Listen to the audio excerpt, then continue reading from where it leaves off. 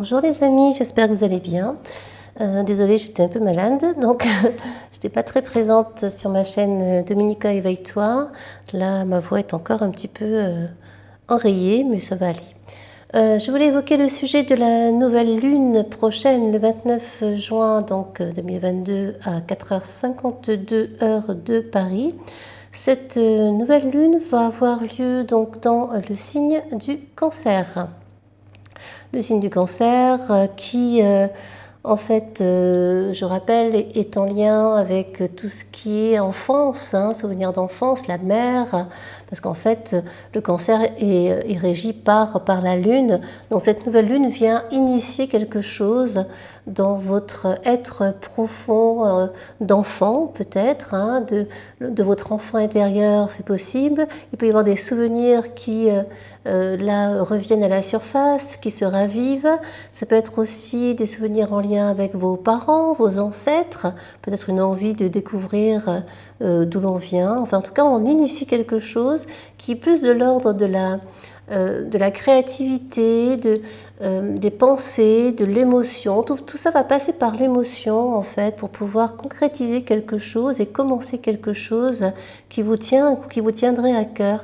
Un projet va plutôt prendre sa place dans le corps, subtil, dans vos perceptions, dans vos ressentis, plutôt que au départ dans votre tête. Même si cette nouvelle lune se passe donc dans la maison 1, si on prend Paris, bien sûr, comme référence. La maison 1, c'est le moi, je construis, c'est la personnalité. Donc peut-être une envie, vous, moi, de bâtir quelque chose de nouveau, mais d'assez profond, d'assez, comment dire, qui est encore en gestation et qui a envie de mûrir tranquillement. Et qui se met en place tout doucement, et en même temps il y a cette envie d'y aller, mais c'est pas forcément nécessaire d'aller trop vite. C'est ce qu'on pourrait dire ici, ce qui pourrait en ressortir, d'autant qu'on a une conjonction à la lune moyenne, à Lilith, qui est vraiment conjointe. Oui, à peu de choses près, à cette nouvelle lune qui vient aussi ranimer nos peurs, nos vieilles peurs, les peurs du passé, les peurs de l'enfance, les blessures anciennes, ces peurs, cette partie sombre de nous qui n'ose pas y aller et qui est beaucoup dans la partie très profonde de notre personne, très inconsciente. Donc cette envie de commencer quelque chose est en même temps pas freinée, mais en tout cas réfléchie pour comprendre pourquoi est-ce qu'on a des peurs qui nous empêchent de suivre un projet, de commencer quelque chose. Et ça va vraiment être assez fort avec cette conjonction de la lune de Lilith, lune moyenne. Ça vient vous titiller, nous titiller dans nos pensées, dans nos souvenirs, dans nos émotions. Vous pourriez vous sentir un peu plus instable, un peu plus fragile, un peu plus dans l'émotion peut-être. Laissez, accueillez ce qui se passe, simplement. Et cette nouvelle lune vient faire un carré à Jupiter, voilà, un carré à Jupiter qui vient ou exagérer ce que je viens d'évoquer, ou apporter un élément assez feu, quelque chose, une action un peu plus forte, plus soutenue, plus engagée. Peut-être que ce carré va vous donner un but, une envie un objectif, une envie de suivre cet objectif et de vous y tenir, parce qu'en fait ce carré avec Jupiter est très feu. Déjà Jupiter gouverne le signe du Sagittaire, qui est un signe très très feu. Et là, on est dans un signe de feu, le Bélier. Jupiter est entré dans le Bélier depuis quelque temps. Donc, vous voyez, il y a beaucoup de feu, d'envie de faire, d'agir. Et on se met soi-même des freins, en fait. Il y a cette opposition, ce contraste entre les deux. Alors, comment je fais pour avancer? Eh bien, laissez parler votre cœur et votre âme, parce que là, on est vraiment dans la notion d'âme avec cette nouvelle lune en Cancer. Laissez parler l'âme, laissez parler votre créativité profonde, laissez parler vos émotions, votre sensibilité pour pouvoir trouver un objectif, pour pouvoir aller vers un projet. vers quelque chose de nouveau, parce que là on initie quelque chose avec la nouvelle lune, une pensée nouvelle, une action nouvelle, une envie, une ambition nouvelle, un travail nouveau peut-être. Donc laissez faire comme ça vient. Et si c'est en excès, c'est en excès. Si c'est finalement pas assez engagé, eh bien c'est comme ça. Vous pourriez vous sentir un peu tiraillé justement par ces deux énergies-là. Hein, il est important justement de se connecter à ce qu'on veut pour soi là. Et bon, surtout que Jupiter est dans le signe du Bélier, on est dans la maison 11 qui est tournée plutôt vers les autres, vers les grands rêves, les grands espoirs. Alors il se peut que vous sentiez que ça ne va pas assez vite et que le temps perdu, entre guillemets, ne se rattrapera pas et que cela vous frustre qu'il ne puisse pas se rattraper. Et vous avez envie de mettre les bouchées doubles, mais aussi d'être plus dans le collectif, peut-être dans une association, peut-être trouver un lieu qui rassemble vos idées, qui soit en accord avec vos idées, avec vos projets de vie, plus collectifs peut-être. Donc on est dans cette opposition entre le moi-je, parce que cette nouvelle lune est dans la maison 1, et ce collectif tourné donc vers les autres. Hein. Comment est-ce que j'apporte ma pierre à l'édifice? Comment est-ce que je construis, j'aide à bâtir ce nouveau monde? Ce passage, comment je fais ce passage? Comment je le creuse? Comment est-ce que j'ai envie d'avancer dans cette direction? Donc voilà, il peut y avoir plusieurs interrogations de ce type, hein, avec ce carré, avec de nouvelle lune Jupiter, et donc cette nouvelle lune conjointe à Lilith qui vient vraiment mettre en avant nos peurs véritables. Toujours ce carré de Saturne qui est coincé entre le nœud nord et le nœud sud, hein. C'est encore acté, c'est encore du moins en attente, c'est encore dans ce tiraillement qui nous titille, qui nous donne aussi envie de bouger, d'avancer, mais on sent que ce n'est pas le moment. C'est encore dans une zone hivernale, même si nous sommes au début de l'été, ben oui, je sais, mais c'est comme ça, on ne peut pas aller trop vite pour construire quelque chose de nouveau, pour aller vers le changement. Cela demande une certaine maturité, une certaine forme d'expérience de vie. On va devoir passer par des phases où on expérimente plein de choses, où on intériorise aussi, parce que Saturne est rétrograde. C'est une période de réflexion importante pour vous permettre ce changement. Il ne va pas se faire comme ça du jour au lendemain. Ça demande du temps, de la maturité.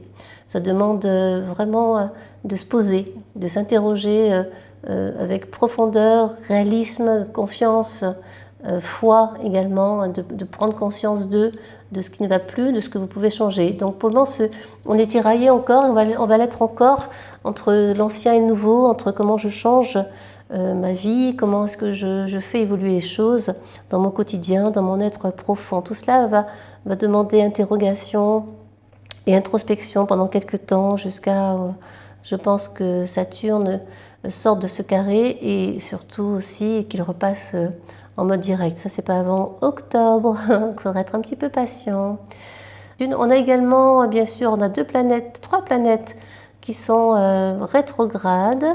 Nous avons Neptune, nous avons Saturne, je viens de le dire, et Pluton également, hein, qui l'est toujours depuis quelque temps, qui continue sa course dans le Capricorne, avant de passer, on espère définitivement, dans le signe du Verseau, qui va noter le changement, hein, là par contre, hein, une initiation profonde de la révolution, une forme de révolution pour aller vers autre chose de très différent que dans le signe du Capricorne. Mais chaque passage a son intérêt, chaque passage nous indique une évolution, nous amène une évolution. Et ce Pluton-là va être carré à Mars, donc ça bouscule un petit peu, ça vient nous chercher dans nos profondeurs, dans le sujet de la mort aussi, parce qu'on est dans la maison 8 avec Pluton, sujet de la mort qui vient nous questionner, qu'est-ce qu'on fait sur cette terre, pourquoi est-ce qu'on est là, et comment est-ce qu'on va vivre, comment est-ce qu'on va aller vers la mort c'est pas que la mort physique, hein, vers la mort de ce qui ne va plus, comment est-ce qu'on va aller dans nos profondeurs d'être pour aller vers de la nouveauté peut-être, ou vers une autre façon de faire, de vivre, de penser. Toutes ces questions vont vous interroger. Et on peut être dans le feu, là on peut être titiller, on peut avoir de la colère qui ressurgit parce que on est sur un carré avec Mars qui est dans le signe du Bélier, hein, qui est chez lui, donc forcément là ça pulse. Hein. Nous sommes dans des envies de bouger, de transformer vite en fait, et de réfléchir à des sujets profonds, voilà, comme aussi l'argent. Qu'est-ce que je fais de mon argent? Comment est-ce que je suis par rapport du point de vue sécuritaire, de sécurité aussi intérieure? Comment est-ce que je gère ma sécurité intérieure?